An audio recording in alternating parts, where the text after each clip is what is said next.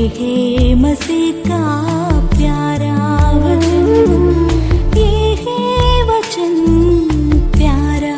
परमेश्वर के धन्य नाम की महिमा हो। प्रभात मनन के सत्र 2305 में आप सभी का बहुत ही विनम्रता के साथ स्वागत करता हूं। आइए आज के मनन के लिए हम पढ़ते हैं याकूब अध्याय 5 पद 11। देखो, हम धीरज धरने वालों को धन्य कहते हैं। तुमने अय्यूब के धीरज के विषय में तो सुना ही है, और प्रभु की ओर से जो उसका प्रतिफल हुआ उसे भी जान लिया है, जिससे प्रभु की अत्यंत करुणा और दया प्रकट होती है। दुनिया के इतिहास पौराणिक समय से लेकर देखा जाए, लड़ाइयों एवं खून बहावट की कहानियों से भरे हुए हैं। राजा महाराजाओं के इतिहास को आज काफी लोग बड़े उत्साह के साथ चर्चा करते हैं, परंतु ज्यादातर उन शासक लोग भी खून के प्यासे थे। अपने अपने देश के क्षेत्रफल को बढ़ाने या दूसरों की संपत्ति हड़पने आदि के उपलक्ष्य से वे आपस में लड़ते रहते थे। एशिया से लेकर यूरोप तक और अफ्रीका से लेकर ऑस्ट्रेलिया तक सभी महादेशों का हाल यही था। यीशु मसीह के जमाने के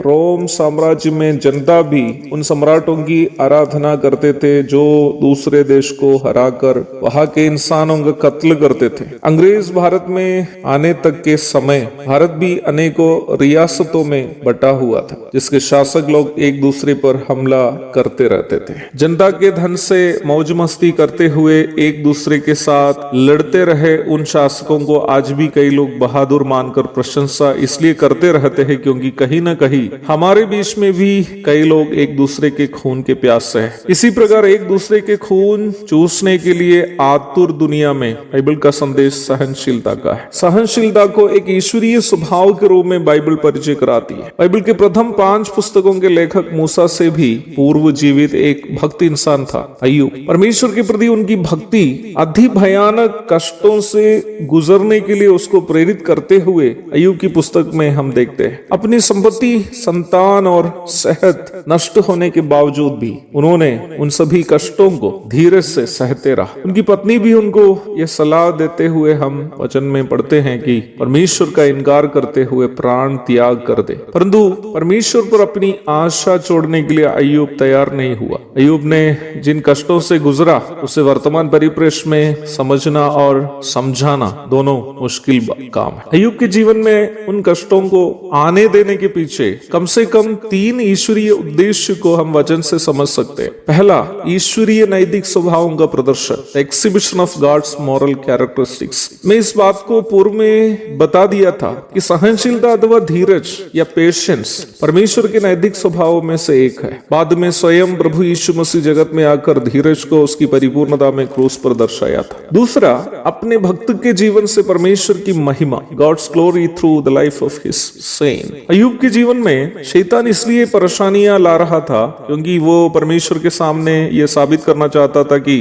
अय्यूब की भक्ति केवल उसको परमेश्वर से प्राप्त सांसारिक सुखों की प्रतिक्रिया मात्र है। परमेश्वर ने इसलिए शैतान को अय्यूब की परख करने की अनुमति दी क्योंकि परमेश्वर भी यह साबित करना चाहता था कि अय्यूब की भक्ति सच्ची है और वह स्वार्थ लाभ के लिए नहीं बल्कि परमेश्वर से वास्तव में प्रेम करने के कारण परमेश्वर की भक्ति करता है। जब अय्यूब शैतान पर विजय प्राप्त किया तो वास्तव में अय्यूब के द्वारा शैतान के सामने परमेश्वर की महिमा भी हो रही। तीसरा उद्देश्य, भक्त के कठिनाइयों के पीछे की ईश्वरीय देखरेख का प्रमाण, the evidence of divine protection even when a saint go through difficulties.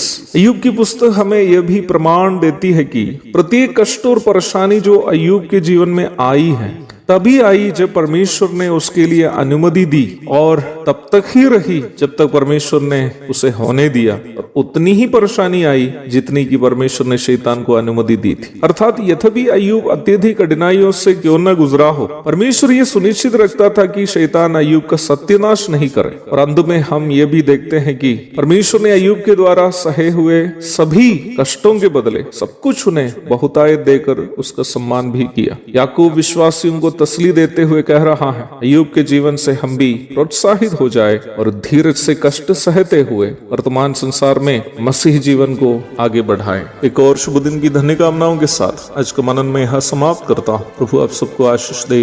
आमीन।